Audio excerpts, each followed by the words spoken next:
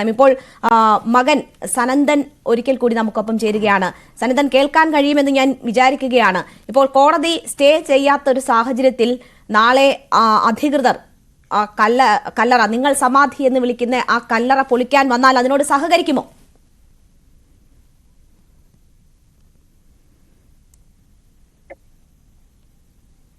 ഇല്ല. എന്ത് ചെയ്യാൻ പറ്റും? ഇല്ല, പൊളിക്കാൻ സമ്മതിക്കില്ല. പിന്നെ എന്ത് ചെയ്യാൻ പറ്റും?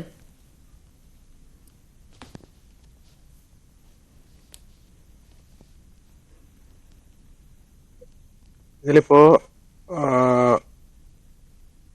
ഹിന്ദു ക്ഷേത്രത്തെ വ്രണപ്പെടുത്തുക എന്നതാണ് മുസ്ലിങ്ങളുടെ ലക്ഷ്യം. ഇപ്പോ സമാധാനപരമായിട്ട് പോകുന്ന ഈ ശിവന്റെ അമ്പലത്തില് എന്റെ അച്ഛൻ സമാധിയായത് ഈ ക്ഷേത്രത്തിന് സമീപത്തടുത്താണ്. ഈ സമാധിയെ തുടർന്ന് മുസ്ലിങ്ങൾ ഈ ക്ഷേത്രത്തെ അതിക്രമിച്ച് കടന്ന് ആക്രമിക്കുകയായിരുന്നു. സനന്ദൻ, കഴിഞ്ഞ ദിവസങ്ങളിലൊക്കെ ഇങ്ങനെ പറയുന്നുണ്ടായിരുന്നു. ഞാൻ ഇടപെടുന്നതിന് ക്ഷമിക്കുക. ഇതിന് കാരണം ഞാൻ പറഞ്ഞു തരാം. അങ്ങനെയുള്ള സംഭവങ്ങളൊന്നും അവിടെ ഉണ്ടായില്ലല്ലോ. നിങ്ങൾ ഈ ആക്ഷേപം ഉന്നയിക്കുന്നതിനപ്പുറം അങ്ങനെ ഏതെങ്കിലും തരത്തിലുള്ള ആക്രമണമൊന്നും അവിടെ നേരിട്ടില്ല. അതാ ഇപ്പോൾ കോടതിയിൽ നിങ്ങൾ ഈ കാര്യങ്ങൾ തീർച്ചയായിട്ടും ഉണ്ടായിരുന്നു. ഞാൻ അതിന്റെ കാരണം ഞാൻ പറഞ്ഞു തരാം മാഡം. ഞാൻ അതിന്റെ കാരണം ഞാൻ പറഞ്ഞു തരാം. ഞാൻ അതിന്റെ കാരണം പറഞ്ഞുതരാം. ഏകദേശം 4 വർഷത്തിന് മുന്നേ നമ്മുടെ ക്ഷേത്രത്തിലേക്ക് വരുന്ന വഴി ഞങ്ങളുടെ അത് വസ്തുവിൽ തന്നെ നാഗരുടെ പ്രതിഷ്ഠ അമ്പലം ചെയ്തിട്ടുണ്ടായിരുന്നു.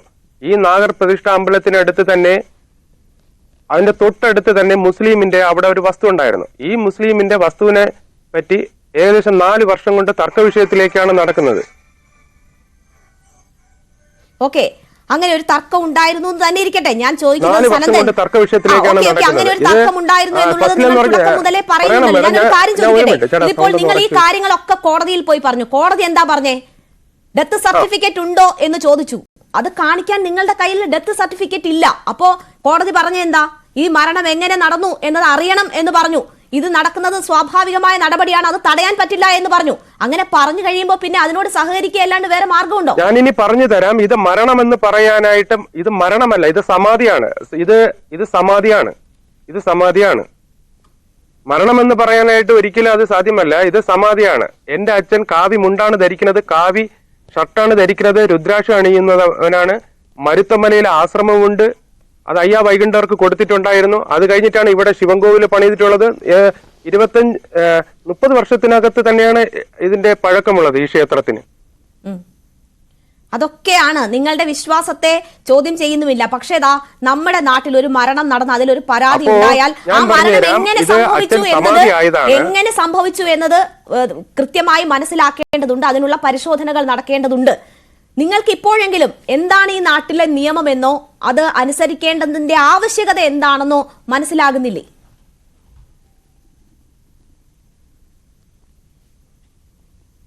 അറിയാം.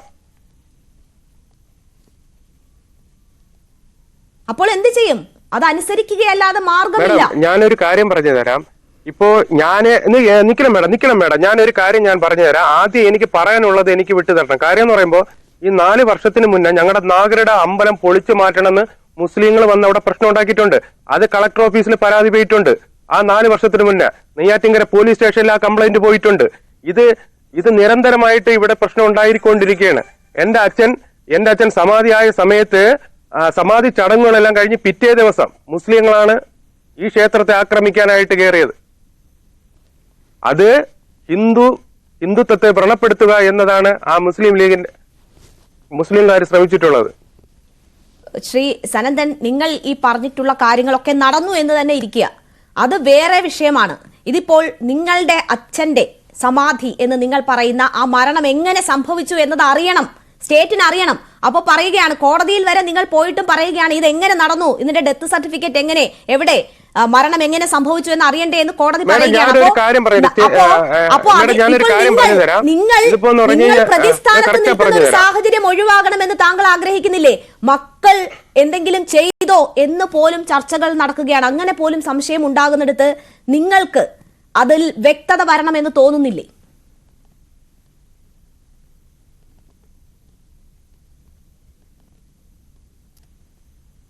മേഡം ഞാൻ പറഞ്ഞു തരാം. അച്ഛൻ സമാധിയാകുന്നതിന് തൊട്ടു മുന്നേ 3 ദിവസത്തിന് മുന്നേ അച്ഛൻ അമ്മയോട് പറഞ്ഞിട്ടുണ്ടായിരുന്നു, ഞാൻ 3 ദിവസത്തിനത് സമാധിയാവും എന്ന് അച്ഛൻ അമ്മയോട് പറഞ്ഞിട്ടുണ്ടായിരുന്നു. 3-ാമത്തെ ദിവസം അച്ഛനും അനുജനും ക്ഷേത്രത്തിൽ പൂജ കഴിഞ്ഞ് വീട്ടിൽ വന്നതിന് ശേഷം ഋഷിപീഠത്തില് ധ്യാനത്തിന് പോണം എന്ന് അനുജനോട് പറഞ്ഞിരുന്നു. അത് കഴിഞ്ഞിട്ട് അനുജനോട് പറഞ്ഞു, ഞാന് ഇന്ന് സമാധിയാവും എന്നും അനുജനോട് അച്ഛൻ പറഞ്ഞിരുന്നു. ധ്യാനത്തിനിരുന്ന് സമാധിയാകും എന്ന് അനുജനോട് പറഞ്ഞു. നിങ്ങൾ വിശ്വസിക്കുന്നു അതൊക്കെ, പക്ഷേ നിങ്ങൾ പറയുന്നത് പൊതുസമൂഹത്തിൽ വിശ്വസിക്കാവുന്ന കാര്യങ്ങളല്ല. അല്ല മേഡം, മേഡം എനിക്ക് പറയാനുള്ള കുറച്ച് അവസരങ്ങൾ തരണം. പറഞ്ഞോളൂ കേൾക്കാം. ഹലോ, കേൾക്കാം, പറഞ്ഞോളൂ. എനിക്ക് പറയാനുള്ള ഒരു അവസരം തരണം. ഇതിവിടെ ഈ ക്ഷേത്രമായിട്ട് ബന്ധപ്പെട്ട് വസ്തുതർക്കം വന്ന സമയത്ത് തന്നെയാണ് ഈ നമ്മുടെ വാർഡ് മെമ്പർ അജിതയുടെ അടുത്ത് വരെ പറഞ്ഞിട്ടുണ്ടായിരുന്നു. അതായത് ഇപ്പോ അച്ഛൻ ധ്യാനത്തിനിരിക്കുന്ന ആ സ്ഥലം ഒരിക്കലും വഴിക്ക് വിട്ടു കൊടുക്കില്ലെന്നും ഈ വയസ്സാകുന്ന സമയത്ത് എനിക്കിവിടെ സമാധിയാകാനുള്ള സ്ഥലമാണെന്നും അവരെടുത്ത് അച്ഛൻ പറഞ്ഞിട്ടുണ്ടായിരുന്നു. അച്ഛൻ മരുത്വമലയിൽ സമാധി ചടങ്ങിനും പോകുന്ന ഒരാളാണ്. ഓക്കെ, അങ്ങനെ ആഗ്രഹം ഏതെങ്കിലും തരത്തിൽ രേഖപ്പെടുത്തിയിട്ടില്ലല്ലോ, അതിന് സാക്ഷികളില്ലല്ലോ. ഇപ്പോ ഞാനൊരു കാര്യം ഞാൻ പറഞ്ഞു തരാം. ഇപ്പോ ഈ സമാധാനപരമായിട്ടുള്ള ഈ ശിവന്റെ അമ്പലത്തില് ഈ ശിവന്റെ അമ്പലത്തിൽ എന്റെ അച്ഛൻ സമാധിയായി. എന്റെ അച്ഛൻ സമാധിയായതിനെ തുടർന്ന് ഈ ചെറിയൊരു പ്രശ്നം അതൊരു വലിയൊരു പ്രശ്നമാക്കി മാറ്റിയത് മുസ്ലിങ്ങൾ തന്നെയാണ്. കാരണം എന്തെന്ന് വെച്ചാല് നമ്മുടെ ഹിന്ദു ക്ഷേത്രത്തെ പൊളിച്ചെടുക്കുക എന്നുള്ളത് ഒരിതിലാണ് മുസ്ലിങ്ങൾ ഈ കാര്യത്തിൽ ഇടപെട്ടിട്ടുള്ളത്. ഇതിൽ 99% ഇവിടെ വേണ്ടാദിനം, അതായത് ക്ഷേത്രത്തെ അതിക്രമിച്ച് കയറിയത് മുസ്ലിങ്ങളാണ്. അത് മീഡിയയിൽ നോക്കിക്കഴിഞ്ഞാൽ കറക്റ്റായിട്ട് അറിയാം. കാര്യം ഞങ്ങളുടെ ഏരിയയിലുള്ള ആളുകൾ പോലും അല്ല, എല്ലാം പുറത്തുള്ള ആൾക്കാരാണ്. ശരിക്കും സത്യങ്ങൾ മനസ്സിലാക്കിയിട്ടാണ് ഞാൻ സംസാരിക്കുന്നത്. ശരി, ശ്രീ സനന്ദൻ, അതൊക്കെ വേറെ വിഷയമാണല്ലോ. ഇപ്പോ ഇതില് എനിക്ക് പറയാനുള്ളതെന്ന് പറഞ്ഞു കഴിഞ്ഞാല് മേഡം ഒരു മിനിറ്റ് എനിക്കിനി പറയാനുള്ളതെന്ന് പറഞ്ഞു കഴിഞ്ഞാല് ഇത് ഞങ്ങള് 3 ദിവസം ഞങ്ങൾ ഒറ്റപ്പെട്ടിട്ടാണ് ഇരുന്നത്. 3 ദിവസം ഒറ്റപ്പെട്ടിട്ടാണ് ഇരുന്നത്. അപ്പോഴൊക്കെ ഈ മുസ്ലിങ്ങള് ക്ഷേത്രത്തിൽ വന്ന് അതിക്രമിച്ച് കയറി അത് ഇതുവരെ പൊളിച്ചില്ലേ എന്നൊക്കെ ചോദിച്ചിട്ട് വേണ്ടാതീനൊക്കെ പറഞ്ഞിട്ടാണ് പോണത്. അത് ഇന്ന സമയമൊന്നുമില്ല, രാത്രി 8 മണിയായാലും അവർക്ക് വിഷയമില്ല, അവര് അത് വന്ന് കയറി. ഇപ്പോ ഞാൻ പറയണം കേൾക്കണം മേഡം, ഞാൻ ഇനി പറയണ കേൾക്കണം. ഇതും കൂടെ പറഞ്ഞിട്ട് ഞാൻ നിർത്തുക. പിന്നെ ഹലോ, ഞാൻ ഇതും കൂടെ പറഞ്ഞ കേൾക്കണം. ഇപ്പൊ ഇതില് ഞാൻ പറഞ്ഞ കേൾക്കണം മേഡം. ഇതിലിപ്പോ ഹിന്ദു ഐക്യവേദിയും ഹിന്ദു സംഘടനകളും ഈ ക്ഷേത്രത്തിന് അനുകൂലമായിട്ട് തെറ്റും ശരികളും മനസ്സിലാക്കിയിട്ട് അവര് ഞങ്ങളെ വന്ന് എന്താണെന്ന് ചോദിച്ചു. അപ്പൊ ഞങ്ങൾ കാര്യങ്ങളെല്ലാം തുറന്നു പറഞ്ഞിട്ടുണ്ടായിരുന്നു. അത് സത്യം തന്നെയാണ്. അതിനുശേഷം ഇപ്പൊ മുസ്ലിങ്ങള് ഇപ്പൊ ക്ഷേത്രത്തിൽ അതിക്രമിച്ചു വരുന്നില്ല. സനന്ദൻ, ഞാനൊരു കാര്യം ചോദിക്കട്ടെ. ഈ കോടതി ഇത് സ്റ്റേ ചെയ്യാത്ത കോടതിയുടെ നിലപാട് വന്നതിന് ശേഷം ആരെങ്കിലും നിങ്ങളെ പിന്തുണയ്ക്കാനുണ്ടോ? ഹിന്ദു ഐക്യവേദി പറഞ്ഞത് അവരുടെ ആവശ്യം നോട്ടീസ് കൊടുക്കണം എന്നുള്ളത് മാത്രമേ ഉള്ളൂ. കോടതി എന്താ പറയുന്നത് വെച്ചാൽ അതുപോലെ നടന്നോട്ടെ എന്നാണ് ഞാൻ ചോദിച്ചപ്പോൾ പറഞ്ഞത്. ചർച്ചയിൽ പങ്കെടുക്കാൻ വരുന്നില്ലെന്നും പറഞ്ഞു.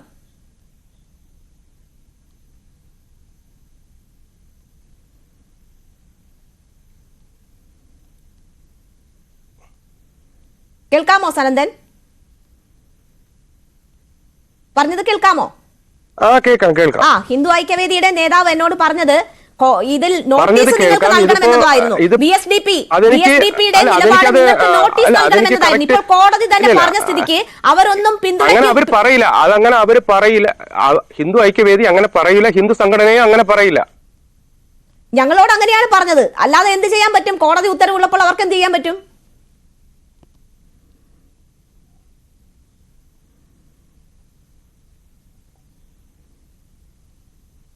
അതിന് കോടതി ഉത്തരവ് വന്നില്ലല്ലോ. കോടതി സ്റ്റേ ചെയ്തില്ലല്ലോ. നാളെ കല്ലറ പൊളിക്കാൻ അധികൃതർ നീങ്ങുന്നു എന്നതാണ് ഞങ്ങൾക്ക് ലഭിക്കുന്ന വിവരം.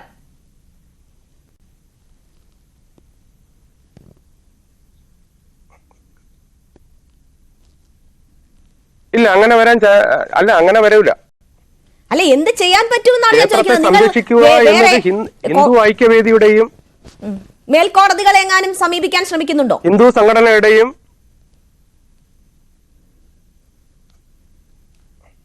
ഞാൻ പറഞ്ഞില്ലേ, ഇതിന്റെ ശരിയും തെറ്റും ഹിന്ദു ഐക്യവേദിയും ഹിന്ദു സംഘടനയും അവര് തീരുമാനിക്കും, ശരിയും തെറ്റും. അവരുമായിട്ട് നിങ്ങൾ ഇപ്പോഴും ആശയവിനിമയം നടത്തുന്നുണ്ടോ?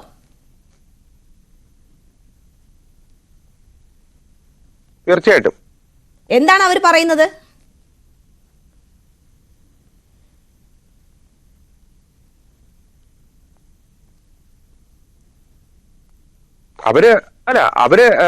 അവര് പറയുന്നതെന്ന് പറഞ്ഞു കഴിഞ്ഞാല്, ഇപ്പോ ഞങ്ങളടുത്ത് എല്ലാ ഹിന്ദു ഐക്യവേദിയുടെ ഓരോ ദിവസങ്ങളും ഓരോ കാര്യങ്ങൾ വന്ന് ചോദിക്കുകയാണ്. അതിന് അവർ പറഞ്ഞത് നോട്ടീസ് കൊടുക്കണം എന്നത് മാത്രമായിരുന്നു അവരുടെ നിലപാട്. ബാക്കിയൊക്കെ പറയുന്നത് കുടുംബാംഗങ്ങളല്ലേ, അതിന്റെ ഉത്തരവാദിത്വം അവർക്കില്ലെന്നാ പറയുന്നത്. നിങ്ങൾ എന്തെങ്കിലുമൊക്കെ വിളിച്ചു പറഞ്ഞാൽ അതിന്റെ ഉത്തരവാദിത്വം അവർക്കില്ലെന്നാണ് അവർ പറഞ്ഞത്. ഞാൻ എന്ത് വിളിച്ചു പറഞ്ഞെന്നാണ് പറയാമോ? ഇപ്പോൾ നിങ്ങൾ പറഞ്ഞില്ലേ അവർ തീരുമാനിക്കും, ഹിന്ദു ഐക്യവേദി പറഞ്ഞു എന്നൊക്കെ. ഈ മുസ്ലിങ്ങൾ ഹിന്ദു ക്ഷേത്രത്തില് അതിക്രമിച്ച് കയറിയത് ശരിയാണെന്നാണോ പറയുന്നത്? ഇപ്പോൾ അതൊന്നും അല്ലല്ലോ ഇവിടുത്തെ വിഷയം. ഈ മരണം എങ്ങനെ സംഭവിച്ചു എന്നറിയണം. അദ്ദേഹത്തിന്റെ മരണം, നിങ്ങളുടെ അച്ഛന്റെ മരണം എങ്ങനെ സംഭവിച്ചു എന്നത് അറിയണം. അതിൽ പരാതിയുണ്ട്, അതിന്റെ അന്വേഷണം നടക്കണം. അതുകൊണ്ട് മൃതദേഹം പുറത്തെടുത്ത് മരണമല്ല, സമാധിയാണ്. നാളെയും ഇനി ആരെങ്കിലും അധികൃതർ അവിടെ പൊളിക്കാൻ വരുമ്പോ കഴിഞ്ഞ ദിവസത്തെ പോലെയുള്ള സമാനമായ സിറ്റുവേഷൻ ഉണ്ടാക്കാനാണോ ശ്രമം?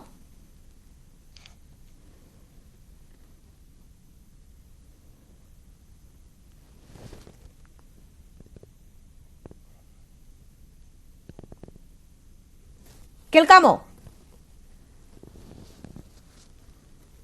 അതെനിക്കറിയില്ല.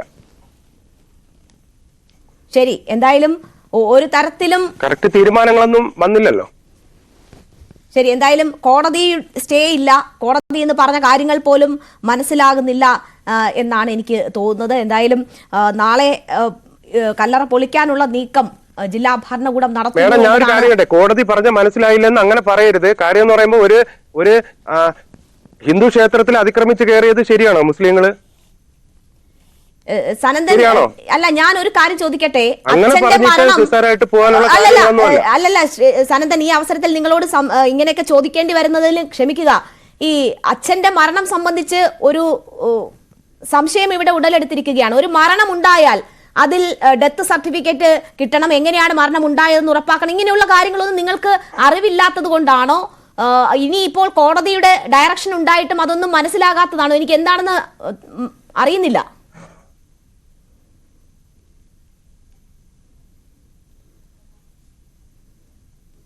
ഇതിപ്പോ അച്ഛന്റെ കർമ്മം ചെയ്യുക എന്നതാണ് മക്കള്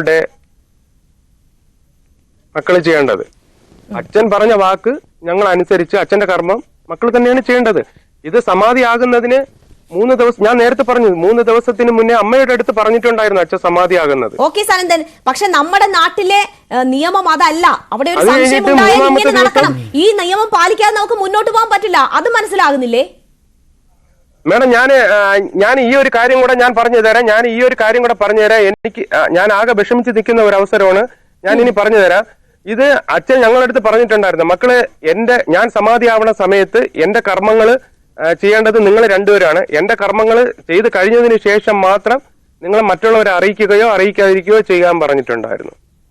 ശരി, അച്ഛന്റെ വിശ്വാസം, അതുകൊണ്ടാണ് അച്ഛന്റെ വാക്ക് മക്കളല്ലേ കേൾക്കണം. ശരി, അദ്ദേഹത്തിന്റെ മകനാണ് സംസാരിക്കുന്നത്. അച്ഛൻ പറഞ്ഞു, അച്ഛന്റെ ഇഷ്ടപ്രകാരം ഞങ്ങൾ കാര്യങ്ങൾ ചെയ്തു. അതാണ് ആദ്യ ദിവസം മുതൽ അവർ പറയുന്ന ന്യായം. ഇപ്പോഴും അതിൽ തന്നെ ഉറച്ചു നിൽക്കുകയാണ്. അമ്മയ്ക്കും അറിയാവുന്നതാണ്. ഓക്കെ, ശരി, ഞങ്ങളോട് സഹകരിച്ചതിന് നന്ദി.